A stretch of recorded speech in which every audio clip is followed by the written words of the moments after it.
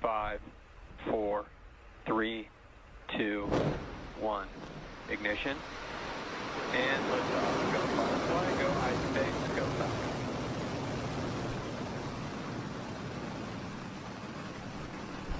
Vehicles pitching downrange.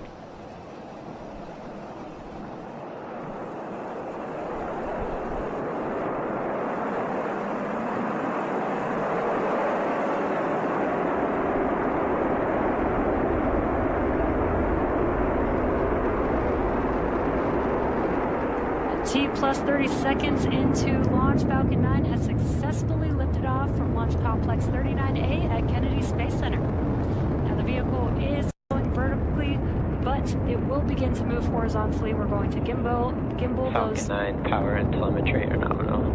We're going to gimbal those engines. We're still going up, but now Engine air pressure is nominal. Vehicle is supersonic.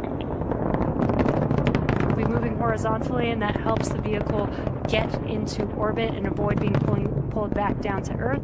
Now we are coming up on max Q. This is the largest structural load that the vehicle will see during ascent. Max Q. There's that call out. We've passed through max Q. And we do have a few events coming up in quick succession. That'll be MECO, stage separation, and SES-1.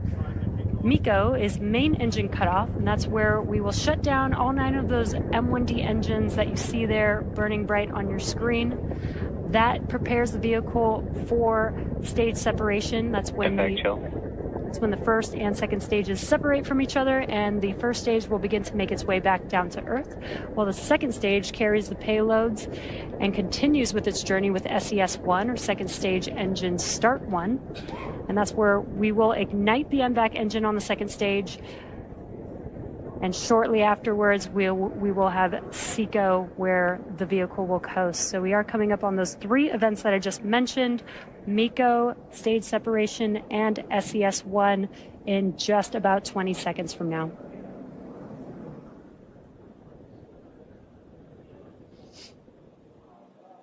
Some really cool tracking views here of Falcon 9 and those 9 Merlin M1D engines burning bright there.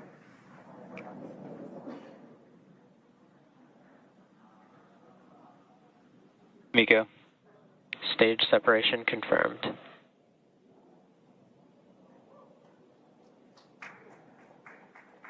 MVAC ignition.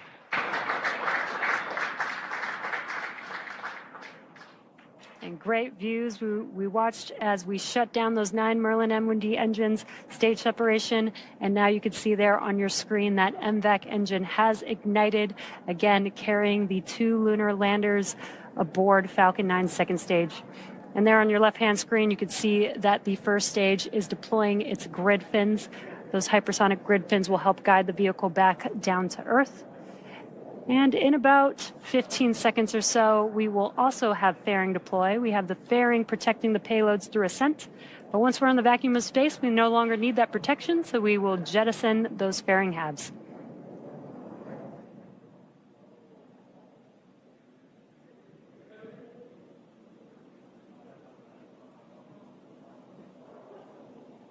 Fairing separation confirmed.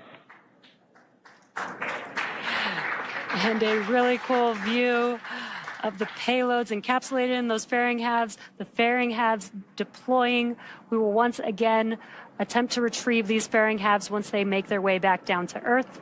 And in a few minutes, we will also have a couple more burns for our first stage to prepare it for landing on our drone ship. Just read the instructions.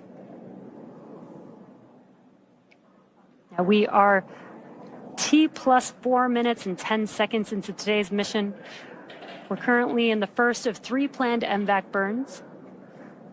Around T plus 6 minutes, you should see on your screen the first stage's entry burn. Now that entry burn is where we ignite 3 of the Merlin M1D engines, and that's going to be the E9 engine plus the E1 and E5 engines. Now that helps slow the vehicle down as it's re-entering back into the Earth's atmosphere. Now, the reason why we slow down the vehicle is to reduce the re-entry forces, which helps us recover and reuse the first stage booster.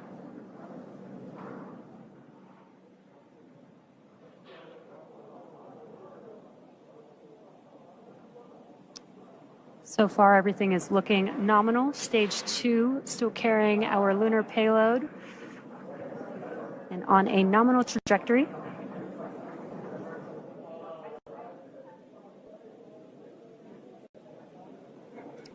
Now again, the first stage vehicle is making its way back down to Earth. We're about 45 seconds away from the entry burn beginning.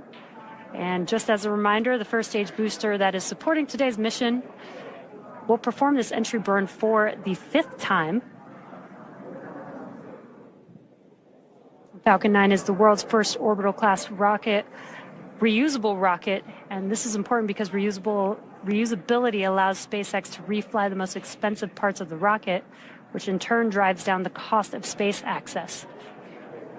So we do have that entry burn coming up just about 10 seconds. Again, that will be 3 engines reigniting for just about 20 seconds or so.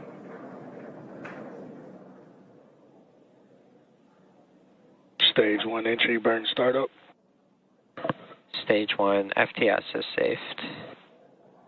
There's that call out, and on your left-hand screen, you can see that those engines have ignited.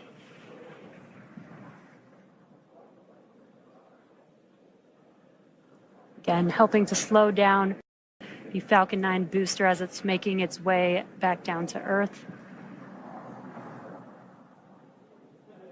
Stage 1 entry burn shutdown.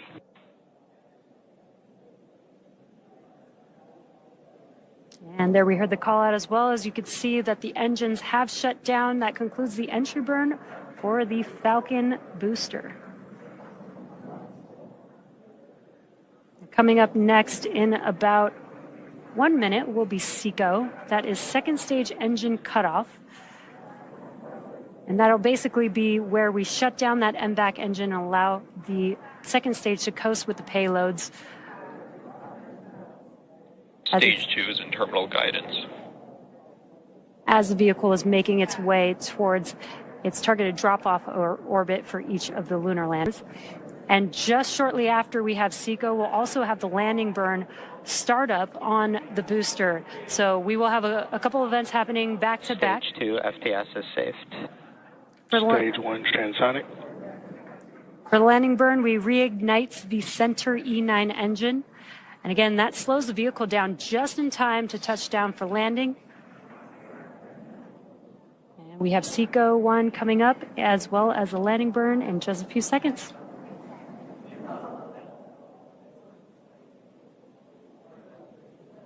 SECO. Stage 1 landing burn.